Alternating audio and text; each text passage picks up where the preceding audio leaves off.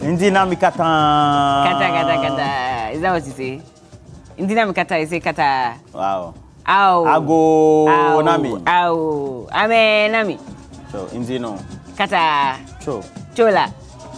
Anyway, welcome to TV3Newday. And today we're having our climax of the Ghana month, and we're climaxing with the history, tradition, culture, as well as all aspects of the life, the history of the people of the Volta region. What do you say? Togbi, how are you? I'm fine. I'm still trying to find a name for myself. So maybe you give me one. What is your Togbi name? My name is... Your title, I mean. Togbi Hochui Banto. Banto. Yeah. What does it mean? Togbi Hochui Banto means the Togbi Hochui the first. That is, and Hochui is the cowries. You know cowries? Oh, so Togbi Hochui. Hochui. Banto. Banto means the first? The first. Oh, I see. Interesting. So what name would you give me? Mamaga Buikpo. Buikpo. The second. I have to ask confidence. Can I give you a name? Yes. Mamaga Agbanovi. Did I say Togbi Hochui? No. Mamaga Agbanovi. Agbanovi. What does Agbanovi mean? Agbanovi means that life's partner. Oh, life's partner. Mamaga Agbanovi the second. Okay. Indina mikata. Mamaga Agbanovi Avelia. Avelia. Why do I feel that you're saying that? Oh no. What does Avelia also mean? Two. Yeah. Oh, Avelia means the second. So, the and Agbanato is the first. Wait. No, let's start. Hold on. I missed it. So one is Deka. Ever. Eton. Adan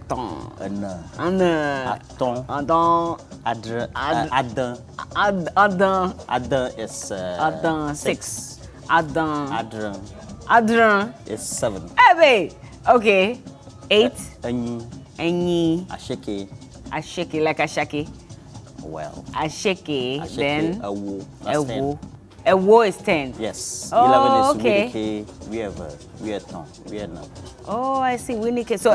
So when you get to 20 or 21, what do you say? What? Blave. I have quite a lot to learn. Blave. Bleton. Blave. Oh, so it's different. Yes. Blave. Adin. That's no. There's Adin. You said Adin.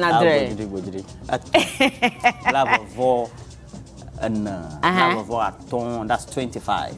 Okay, but you gave me 2 numbers, Adin and Adin. Yes, I think that you're trying to do the transition so from the tens. It doesn't work like that in... Oh, okay. So you know, like how Ghana English, you still mention the 2 anyway, and just add 20. Yeah, I think... But it changes with ever, right? Yeah, it changes. So you can't say like before Adin. Yeah, you can... Blavavon, that's 20. Blavavon, that's 27. So that's what I was trying to say. Blavavon, 28. Oh, Blavavon. Asheke. Asheke, 29. Adu. So from Asheke, then you go to Blaton. Wow. Blaton. That's 3. Okay. That's Blaton. 30. Blaton Deka. Blaton Deka. No. Blavavot. Aton. Blavavot. Aton. Blavavoton. Hey, this is difficult. It'll take me a while to get it. Yes. Oh, I see. This is the first time I'm even hearing anybody counting ever.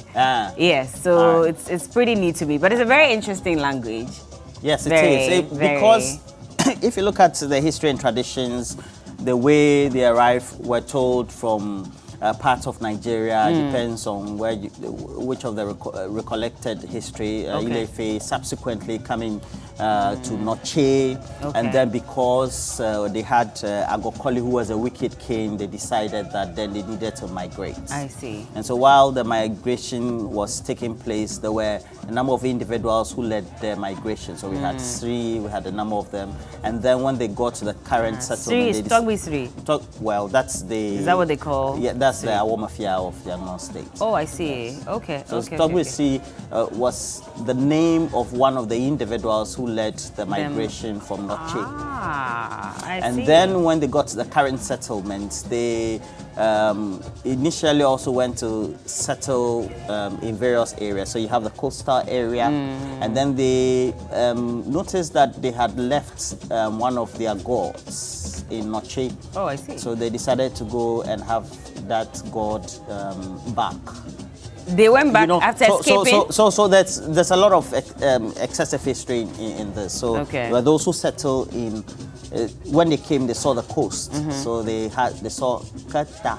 So Kata means that the top of the sea. Okay. Then they have Kaji. They saw that there was a lot of sand. So they said Ka means sand. Okay, but that's... Okay, so that's how they got Keta? Yes. Oh, okay. Kata. So Kata. Ke means the sea. Ka means sand. Oh, a Ke means sand. And then Ta means top. Oh. So on top of the sand. No, sea on. No. I'm still trying to get it right. Keta. Keta. Tomo tesano. Yeah. Te means stone. Yes. Yeah. Okay. Teshi. I see. Teshi under the stone. Like, so yes. Keta is on top of the stone. No. So Ka means sand. Yes. So top of the sand. Top of the sand, rather. And then Kaji means that beneath. No, it means that just also a ground level. G on the sand. Kaji. Okay. Yeah. I see. We'll be doing some lessons here. Yes, absolutely. This one, but you really look nice. I like this on you. Thank you. Maybe you should wear this once a month. And particularly for, I think it's.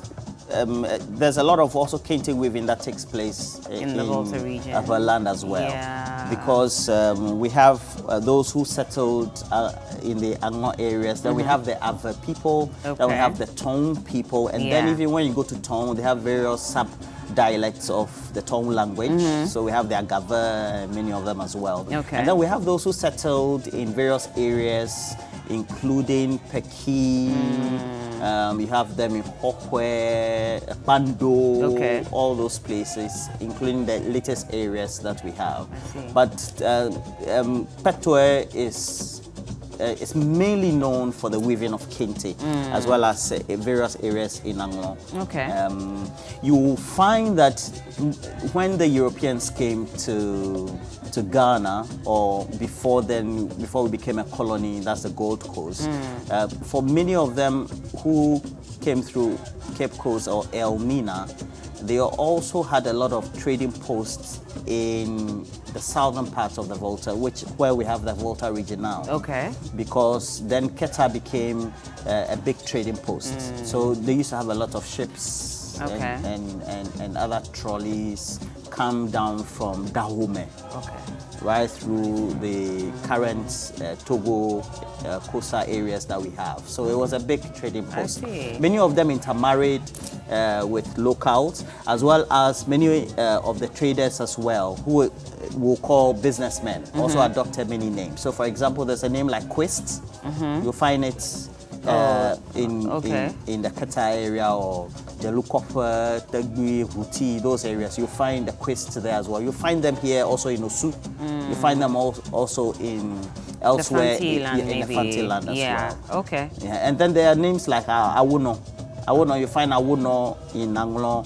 You find Awuno also in Nzema, the Cape Coast areas, the Omina areas. They're all located there. So they're almost like one people. I've always wondered the reason why. I've come across one or two people from that side who have very long first names, and it's usually like either a quote or from the Bible. So I know someone who used to be called "Thy will be done." And then there was a surname. Oh no, that's for. So we had to call the person Thy Will, but then the full name was Thy Will Be Done with the surname. There were quite a number of people who had that. So traditionally, if you take a look at the coast of West Africa, right from Nigeria, and they'll tell you many of the tribes along the coast, especially claim that they had their origins from Nigeria. Many of the names are interpretative names. So for example, Agbanyagan. What does it mean? Life is mighty, or life is big. Agbanyagan. But do you understand? So they love a lot of interpretative names. So you'll find that in Nigeria also they tend to have a lot of interpretative names. Okay.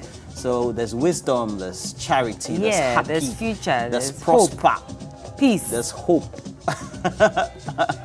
there's what else? blessing. Yeah. There's blessing. There's God knows. Yeah, God knows. They love interpretative names. I know my Redeemer liveth.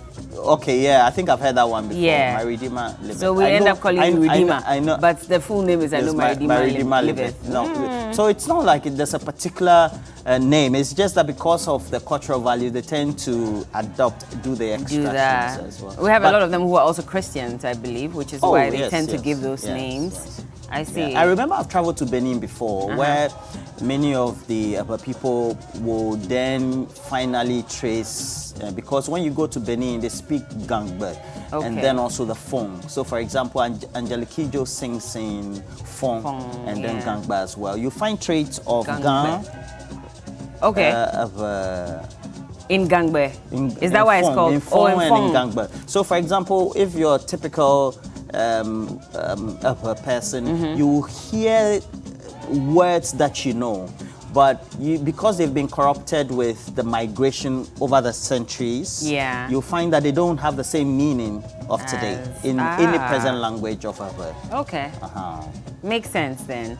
So anyway, I'm trying to give you a lesson. Yes. Yeah. No, but it's helping because then I'm getting to do a lot more about. So it's the same thing with the Gans as well. Oh, of course, yeah, yes, many of the times. It is. Okay. But for the Fantis, because they had a lot of interaction with the Europeans, it was better for them because they wanted to be more accepted, or they had more interaction with them. For example, Yao was then corrupted to be Yorson.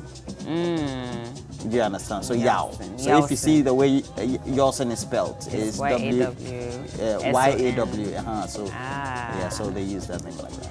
Anyway, we're going to be shaking our bodies today on the show. We are. Yes, we will. We definitely will. I've rehearsed my dance moves here too. But by the way, you're giving us history lessons. You should also get your dance right. Don't worry. Fiero Agbaja. Okay. We'll be doing a lot of that. All right. And a lot of other things right here on the show. So we'll teach you how to make certain meals that are staples for people in the Volta region, in the OT region as well. And so look forward to us throwing the spotlight on those parts of Ghana as we officially bring Ghana Month to an end. There are a lot of people who have said that maybe this should be a regular thing. We shouldn't wait till the month of March before we dress up as true Ghanaians and also celebrate our beautiful culture and tradition. And I agree to that 100%. Lawyer, good morning to you. That's Lawyer. Lawyer's in the corner. Yeah, he'll come. I know he'll come and speak on it, yes. Malik also. Malik, you are not wearing any of your things today. Your traditional outfit. Malik has never dressed with a smock to our studio before. Oh, never? Why do I feel like I've seen him in a smock? No, maybe I'm imagining in other pictures. Okay, then maybe. Because I think I've seen a picture of him. Studios. I see. Well, we'll charge him for not dressing up for Ghana Man. We'll charge him for it. Oh, go ahead. So there are some individuals, especially in the Volta region, I want to say good morning to. Okay. Philip Abuchi, you're in Qatar. Good morning to you as well. Mr. Oliver, you run. That's Olivia. Olivia is the wife of Jerry. You ran 3T. My condolences to you. I'm told that you had your burial of your parents the last time. Please, David Agbanyegan of Hydrofoam, also good morning to you as well. Justice, you work with the University of Ghana. Good morning to you, and it's always a delight to have an interaction with you. He always watches us and tells us, hey, we're doing something wrong or something of the sorts. Now, Chairman Kojo Daniels, today is the birthday of your daughter, alongside your wife Catherine, and Hadassah Irabna Paintsua Daniel. So you see how this one. So Fantis always have they always have multiple names. They'll have two English names or Christian names, and then they'll add the local name. So Hadassah Irabna Paintsua Daniels. You turned 7 today, and it's from your parents, Chairman Kojo Daniels and Catherine as well. Lydia Nyaba, you're graduating tomorrow. We won't be able to wish you until Monday. So I wish you all the best. You are with the NAT office in Apadintra. Great work you're doing. You're graduating from the University of Cape Coast. Wherever you find yourself, know that we love you as well. Yes, indeed. And so we're going to be dancing now. I see my Bobo dancers in the corner somewhere. We'll take a quick break, and when we get back, it will be time for us to boogie. And look forward also to everything else that we have in store for you, from big issues to eating to dancing to singing. We are wrapping Ghana Month officially. We'll be right back.